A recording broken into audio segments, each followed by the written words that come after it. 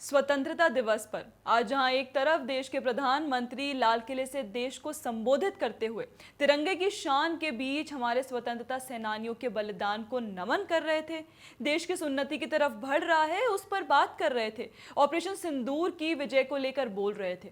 उसी बीच घर में बैठा हमारा टूल किट पत्तलकारों का इकोसिस्टम आजादी का उत्सव मनाने के बजाय शुरू हो गया सुबह सुबह सोशल मीडिया पर रोने गाने। मतलब इधर पीएम ने अपना भाषण नहीं शुरू किया कि इन पत्तलकारों का गैंग अचानक बौखला गया। देखिए पैटर्न वही घिसा पिटा और पुराना सा है, जहां कांग्रेसी आईटी सेल या कहें तो कांग्रेस के नेता जयराम रमेश प्रधानमंत्री मोदी के सेमीकंडक्टर पर दिए बयान को लेकर उन पे कटाक्ष करना शुरू करते हैं और फिर वही स्क्रिप्ट उनके इकोसिस्टम के लोग पढ़कर उसे सोशल मीडिया पर कॉपी पेस्ट करके प्रोपोगंडा शुरू कर देते हैं।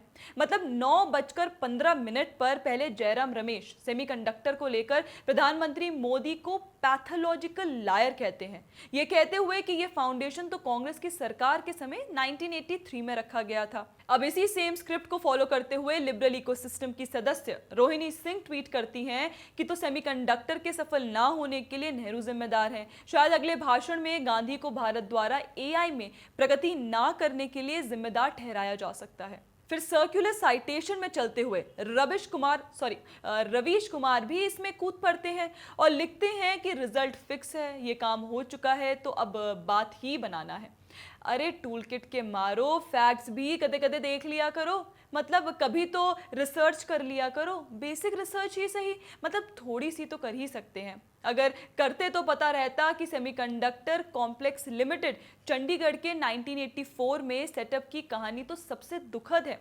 5000 नैनोमीटर प्रक्रिया से शुरुआत करके इस कंपनी को 800 नैनोमीटर टेक्निक तक पहुंचा दिया गया। यह 1-2 साल पहले ही अत्याधुनिक टेक्निक थी। उस समय चीन और ताइवान ने एफएबी क्षेत्र में प्रवेश भी नहीं किया था, लेकिन 1989 में पूरा परिसर आग में जलकर खाक हो गया। और जैसा प्रधानमंत्री मोदी ने कहा कि भले ही इस पहल की नींव 50 से 60 साल पहले रख दी गई हो, पर इसके रिजल्ट्स अब देखने को मिल रहे हैं। सेमीकंडक्टर को लेकर आप एक डिटेल वीडियो हमारे चैनल पर भी देख सकते हैं। बाकी आपको बता दें कि टूल किट का रोना केवल सेमीकंडक्टर तक सीमित नहीं था।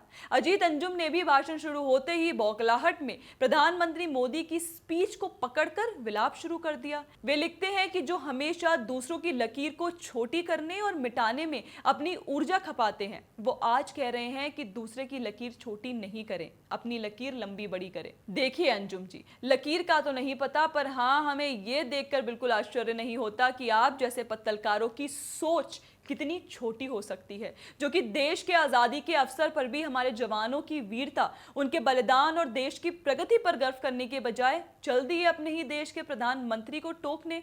ऐसा लगता है मानो इंडिपेंडेंस डे से पहले इनके पूरे ग्रुप की कोई स्पेशल ट्रेनिंग हुई हो, शायद इसलिए सबके सब उठते ही लग गए अपना अपना बजाने में, ढोल।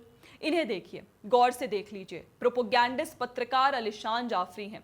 इनकी ट्रेनिंग भी तगड़ी लगती है। ट्वीट करते हुए कहते हैं कि मोदी का दावा है कि घुसपैठियों की वजह से जनसंख्यकों से भारी बदलाव आया है। घुसपैठिए महिलाओं को निशाना बना रहे हैं और जमीनें चुरा रहे हैं। गृह मंत्री अमित शाह का क्या जवाब था? उन्होंने ताली बजाई। मतलब ये कि ये कहना चाहते हैं कि अमित शाह घुसपैठियों को नहीं रोक रहे। अरे महानुभाव, जब वर्षों वर्षों तक उन्हें बसाया गया है, खिलाया गया है, कोर्ट के आदेशों की आड़ में उन्हें संरक्षित किया गया है, तो इसके लिए कौन जिम्मेदार है? कहने का मतलब यह है कि टूल किट गैंग स्वतंत्रता के दिन भी देश पर गर्व करने और तालियां बजाने के बजाय केवल सुबह से सोशल मीडिया आउटरीच ना जाने क्यों कर रहा है।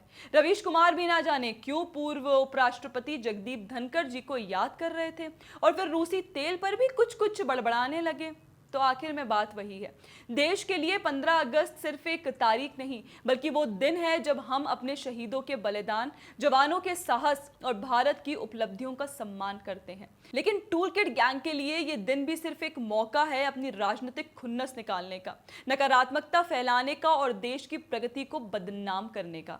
खैर, आपका इसको लेकर क्या कहना है हमें कमेंट सेक्शन में जरूर बताएं। बाकी दोस्तों, आप हमारे चैनल को फॉलो करना ना भूलें। जय हिंद।